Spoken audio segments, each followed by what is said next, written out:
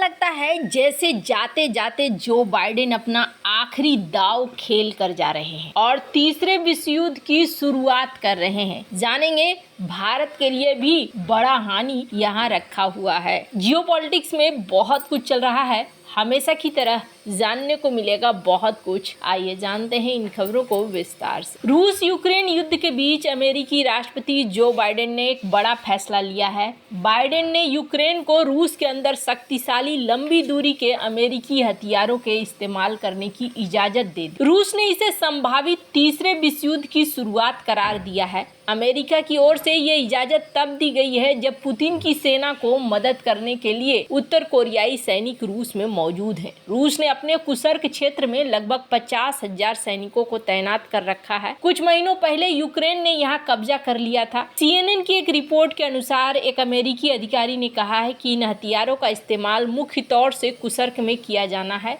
रूस हर हाल में कुसर्क को वापस जीतना चाहता है। वह नहीं चाहता है कि किसी भी संभावित बातचीत से पहले उसका कोई इलाका यूक्रेन के पास है। वहीं अमेरिका और उसके पश्चिमी सहयोगी कुसर्क को सौदेबाजी के लिए जरूरी मानते हैं। इस बीच रूसी सांसदों ने रविवार को कहा है कि रूस पर अमेरिकी मिसाइलों से यूक्रेन का हमला तीसरे विश्व युद्ध का कारण बन सकता है। और रूस की संसद के उच्च सदन फेडरेशन काउंसिल के सदस्य आंद्रेई क्लिसस ने रविवार को बाइडेन के फैसले की निंदा की, मामले पर चिंता भी जताई और इन्होंने कहा कि पश्चिम ने तनाव को इस स्तर तक बढ़ाने का निर्णय ले लिया है जिससे यूक्रेन पूरी तरीके से तबाह हो सकता है। एक अन्य सदस्य व्लादिमीर दजबारोव ने साफ किया कि इस मामले पर रूस की प्रतिक्रिया तत्काल होगी। रूसी सांसदों की चेतावनी है कि इससे चल रहा युद्ध और बढ़ेगा। दजबारोव ने कहा कि यह तीसरे विश्व युद्ध के शुरुआत के दिशा में एक बहुत बड़ा कदम है। रूस के अंदर आर्मी टैक्टिकल मिसाइल सिस्टम या ATACMS के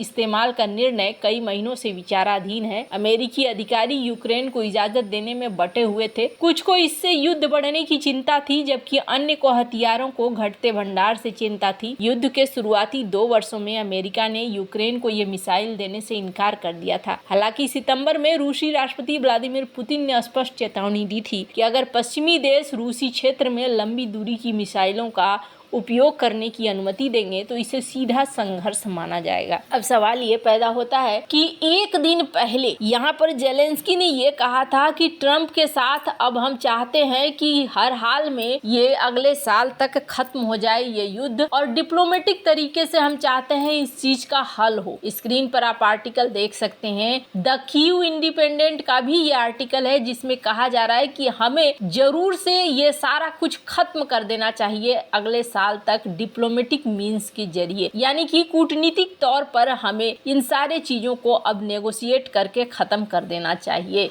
यहाँ पर जेलेंस्की इस मोड में दिख रहे हैं कि ये युद्ध अब खत्म हो, लेकिन यहाँ पर कहानी 24 घंटे के अंदर ही क्यों बदल गई। यहाँ तक कहा जाने लगा, CNN की इस आर्टिकल को देख सकते हैं कि जेलेंस्की कहते हैं कि यूक्रेन का ये युद्ध है ये बहुत जल्दी ट्रंप के प्रेसिडेंसी में बंद होगा, समाप्त होगा, पर यहाँ तो कहानी एकदम से उल्टी पड़ती हुई दिख रही है। सब कुछ BBC वगैरह के भी खबर को अगर आप देखेंगे तो कल तक ये हेडलाइन बन रही थी और आज ये हेडलाइन बन रही है कि तीसरे विश्व युद्ध की तरफ बढ़ रहा है रूस यूक्रेन का युद्ध। ये अचानक से कैसे क्या हो गया, अचानक से चीजें ऐसे कैसे बदल गई, ये कहा जा रहा है। स्क्रीन पर एक वीडियो देख सकते हैं आप। डोनाल्ड ट्रंप ने एक बयान दिया था जिस बयान में कहा था कि हम तीसरे विश्व युद्ध से कुछ ही समय दूर है। स्क्रीन पर इस वीडियो को देखिए। इस वीडियो से आपको समझ में आ रहा होगा कि यहाँ चल क्या रहा है। यहाँ दरअसल हो ये रहा है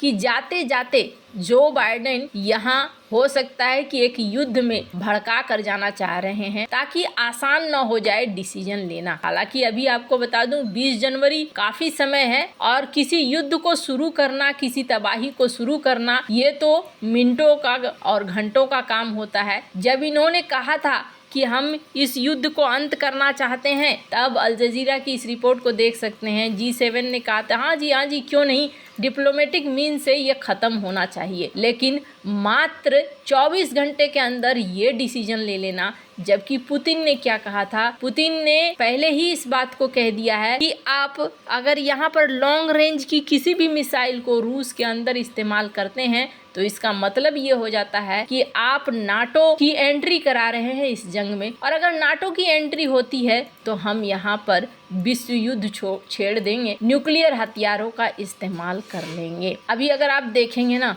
दुनिया भर की खबरों में ये छपा हुआ है, स्क्रीन पर आप देखिए, चाहे फाइनेंशियल टाइम्स हो या फिर द डेली टेलीग्राफ हो या फिर द सन हो या फिर द टाइम्स हो, सब में एक ही खबर छपी है, द गार्जियन हो, सबने अपने फ्रंट पेज पर इसी तरीके के अभी बयान छापे हैं। और ये बयान देखकर ऐसा लग रहा है कि ये सब कुछ यहाँ पर एक बड़े बवाल को दिखा रहा है और नया बवाल यहाँ पर खड़ा होने जा रहा है। हालांकि जिस तरीके से माहौल बन रहा है, इस माहौल के बाद माना जा रहा है कि ये युद्ध बहुत बड़ा हो सकता है। क्यों बड़ा हो सकता है? किम जोंग उन ने कहा है कि हम अब दूसरा 1 लाख सैनिकों का ग्रुप जो है वो हम भेज सकते हैं रूस। अभी रूस की एक अलग प्लानिंग थी, रूस ये चाह रहा था कि इस युद्ध को खत्म किया जाए, पर रूस ने क्या किया है, रूस ने इधर बीच हमले बहुत तेज कर दिए हैं। और ये हमलों के लिए यूएन ने भी निंदा किया है कि अभी रूस यूक्रेन पर स्ट्राइक कर रहा है, कई जगह पर, कई इलाकों पर। क्यों कर रहा है? क्योंकि वो चाहता है एक दबाव बने और उसका कुर्स्क का इलाका खाली हो जाए। अगर कुर्स्क का इलाका खाली हो जाएगा तब नेगोशिएशन करने में आसानी होगी। स्क्रीन पर इस मैप को देख रहे हैं, अभी फिलहाल युद्ध कहाँ पर है,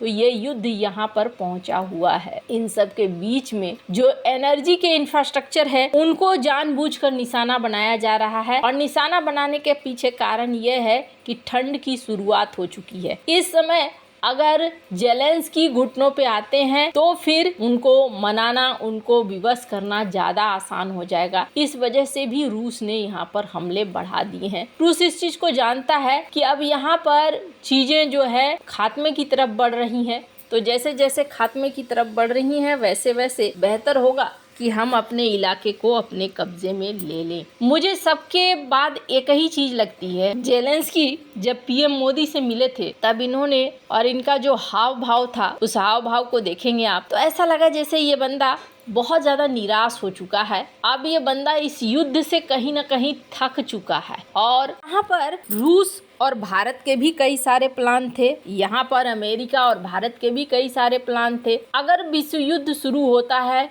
तो इसका प्रभाव तो भारत के ऊपर भी पड़ेगा और अमेरिका के ऊपर भी पड़ेगा। लेकिन 2 महीने में जितना जो कुछ होना है वो भले हो जाए, पर ऐसा लगता नहीं है कि डोनाल्ड ट्रंप के आने के बाद चीजें ज्यादा बढ़ेंगी। वैसे आपको क्या लगता है? इन सब मामले में आपकी क्या राय है? कमेंट कर जरूर बताएं। जल्द मिलते हैं अगली वीडियो में नई खबर के साथ।